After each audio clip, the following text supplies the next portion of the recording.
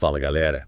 Bem-vindos a mais um Deep Dive. Yeah. Hoje a gente vai se aventurar por um tema bem cabeludo, da teologia cristã. O pecado imperdoável. É aquele assunto que deixa muita gente encucada, né? Causa calafrios. Será que já fiz besteira demais? Pois é. Será que tem volta? É um tema que mexe com a gente, mexe com o nosso coração, com as nossas emoções. Com certeza. Mas a gente está aqui para desvendar esse mistério, É né? isso aí. Juntos. Com base no que a Bíblia nos ensina. Visão. Principalmente o Evangelho de Mateus. E já para começar, que aí tal a gente derrubar uns mitos. Muita gente pensa que o pecado imperdoável é tipo, sei lá, cometer adultério, roubar ou matar. Uhum. A Bíblia nos dá uma visão bem diferente. Totalmente diferente. Não é sobre ação em si, Uhum. mas sobre a postura do coração. Postura do coração. Lembra daquela passagem em Mateus capítulo 12, versículo 31? Olha aí. Portanto, eu vos digo, todo pecado e blasfêmia serão perdoados aos homens, mas a blasfêmia contra o Espírito não será perdoada. A chave para entender o pecado imperdoável está nessa blasfêmia contra o Espírito Santo. Interessante. Mas o que exatamente significa blasfemar contra o Espírito Santo? Para a gente entender melhor, acho que vale a pena a gente voltar um pouquinho do Evangelho de Mateus, lá pelo capítulo 12, versículo 22 a 28. Ali, Jesus é acusado de expulsar demônios usando o poder de Satanás. Que doideira, né? A galera não perdoava. Mas o que é genial é a resposta de Jesus. Ele argumenta que se ele expulsasse demônios pelo poder de Satanás, seria como se Satanás estivesse lutando contra si mesmo. O que não faz o menor sentido, né? E aí ele conclui, mas se eu expulso os demônios pelo Espírito de Deus, então o reino de Deus chegou até vocês. Ou seja, ele está mostrando que a ação dele vinha de Deus e que essa era a prova de que o reino de Deus estava rolando ali naquela hora. Faz todo sentido. Mas como isso se conecta com o pecado imperdoável? Se liga, a gente viu que Jesus agia pelo poder do Espírito Santo. Rejeitar a obra de Jesus, então, é o mesmo que rejeitar o Espírito Santo. E é aí que mora o perigo do pecado imperdoável. Caramba, é como se a pessoa estivesse dando um não gigante para Deus, né? Exatamente. O Espírito Santo tem a função de nos mostrar a real sobre o pecado, nos levar ao arrependimento e nos guiar para receber a graça de Deus. Negar essa ação do Espírito é basicamente recusar a salvação que Deus oferece de mão beijada. É tipo dar as costas para a única saída de emergência durante um incêndio. Uau, que situação. Agora a gente começa a entender porque esse pecado é tão grave. Lembra daquele versículo que você mencionou antes? Mateus 12:32, que fala da blasfêmia contra o Espírito Santo. Tem uma diferença importante entre blasfemar contra Jesus e blasfemar contra o Espírito, né? Com certeza. E essa diferença é crucial. Aham. Blasfemar contra Jesus, por mais sério que seja, ainda pode ser perdoado. Afinal, pode ser fruto de ignorância ou de uma interpretação errada. Mas blasfemar contra o Espírito Santo é outra história. A pessoa sabe exatamente o que está fazendo e mesmo assim escolhe rejeitar a Deus, né? É exatamente isso. É uma rejeição consciente e deliberada da verdade e da graça de Deus. É como se a pessoa dissesse, eu sei que você é Deus, eu sei que você me oferece a salvação, mas eu não quero. Não tô nem aí.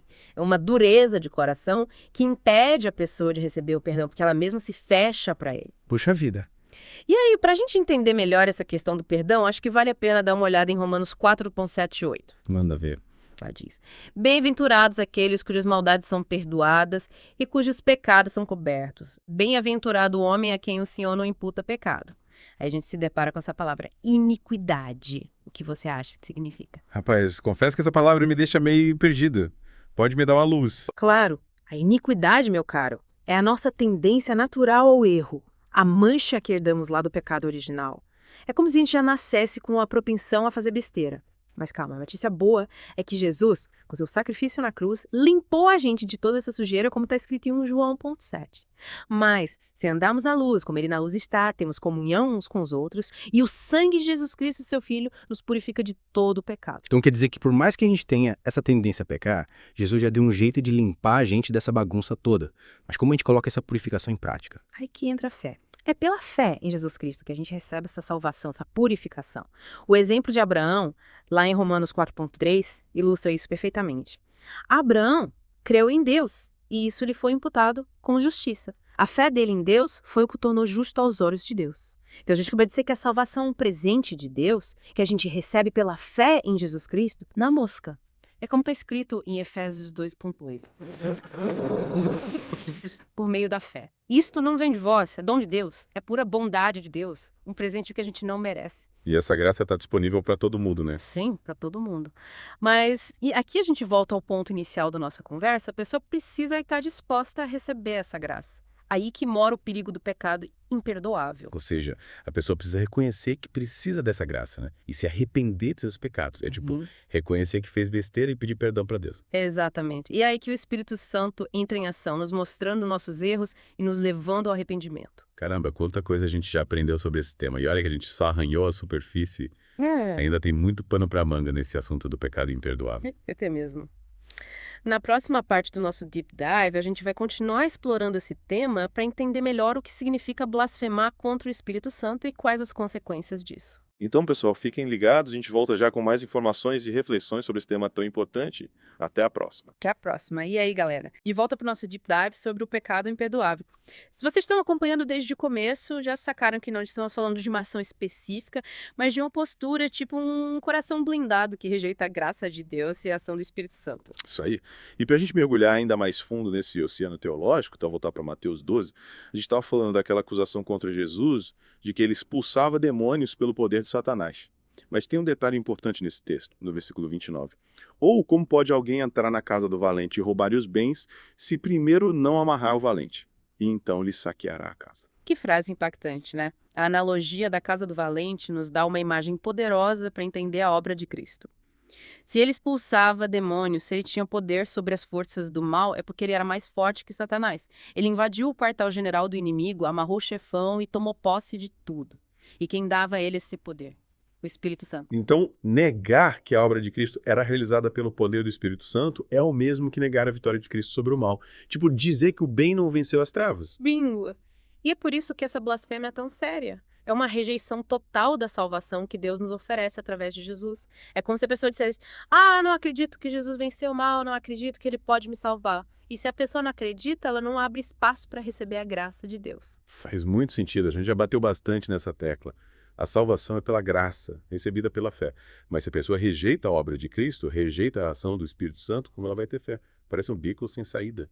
Impossível. A fé nasce da certeza de que Deus existe, de que ele nos ama e quer nos salvar. E quem nos convence disso? O Espírito Santo. Então o Espírito Santo seria como um GPS espiritual que nos guia até Deus. Perfeito. Ele nos ilumina, nos orienta, abre nossos olhos para a verdade. Mas se a gente desliga esse GPS, como a gente vai chegar no destino? Puxa vida, essa conversa está me dando uns nós na cabeça.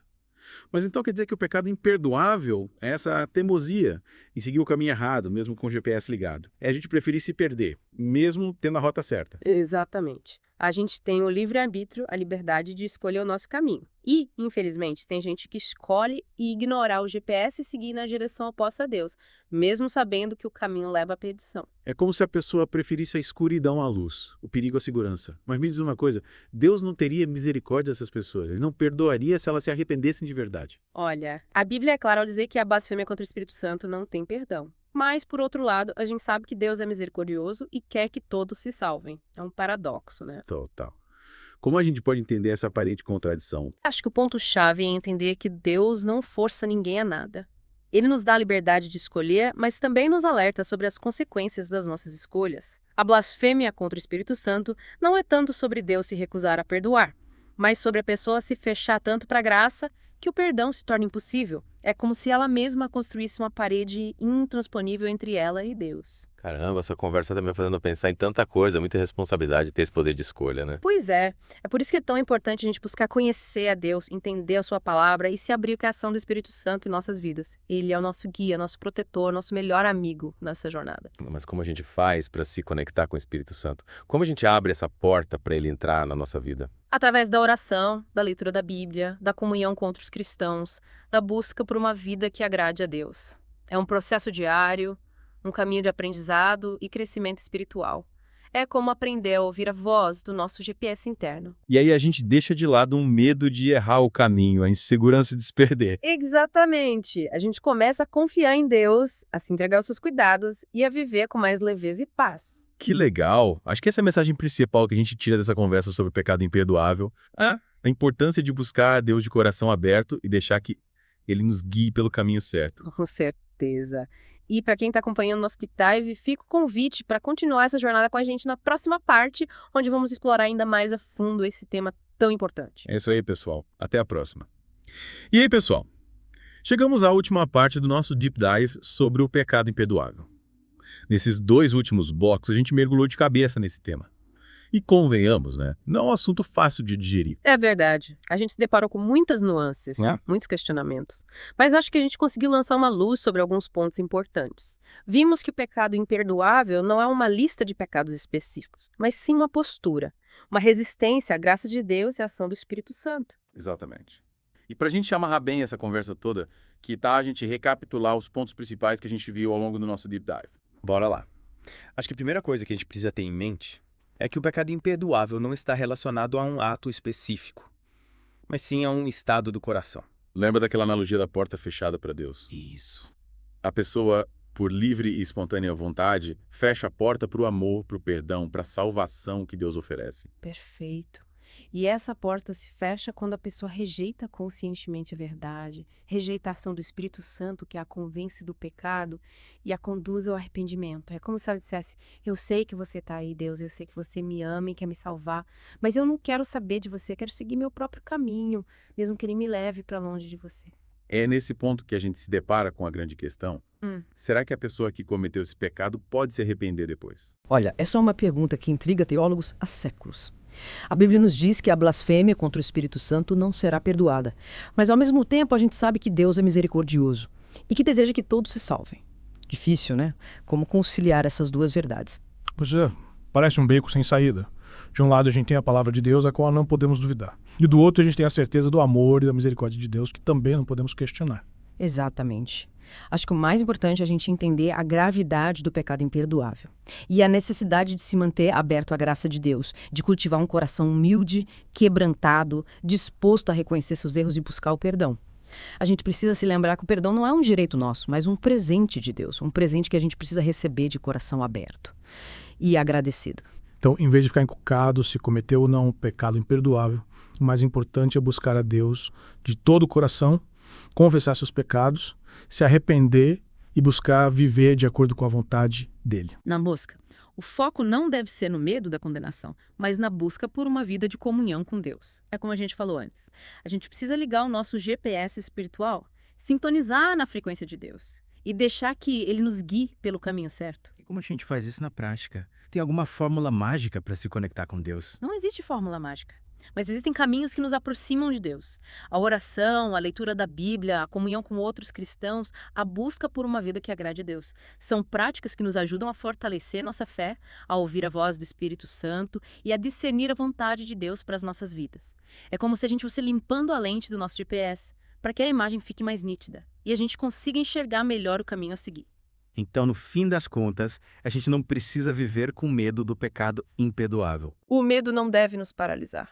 O medo pode até ser um sinal de alerta, mas não pode ser o motor das nossas vidas. O que deve nos mover é o amor a Deus, a gratidão por tudo que Ele fez por nós e o desejo de viver em comunhão com Ele. Aí sim a gente pode ter a certeza de que estamos no caminho certo, o caminho que leva a vida em pé. Que mensagem libertadora. Acho que essa é a grande lição que a gente tira desse nosso Deep Dive sobre o pecado imperdoável. E para quem acompanhou a gente até aqui, fica o convite para continuar refletindo sobre esse tema e buscar aprofundar seu relacionamento com Deus. Afinal de contas, nosso objetivo aqui não é dar respostas prontas, mas sim instigar a curiosidade e o desejo de conhecer mais a Deus e sua palavra. Exatamente. E se você quiser se aprofundar ainda mais nesse tema, não deixe de conferir os textos bíblicos que a gente mencionou ao longo do nosso papo. A Bíblia é um livro vivo, cheio de sabedoria e ensinamentos que podem nos guiar em todas as áreas das nossas vidas. É isso aí, pessoal. Esperamos que vocês tenham curtido o nosso Deep Dive e que ele tenha sido útil para vocês. Fique com Deus e até a próxima. Valeu, galera. Um abraço e até mais.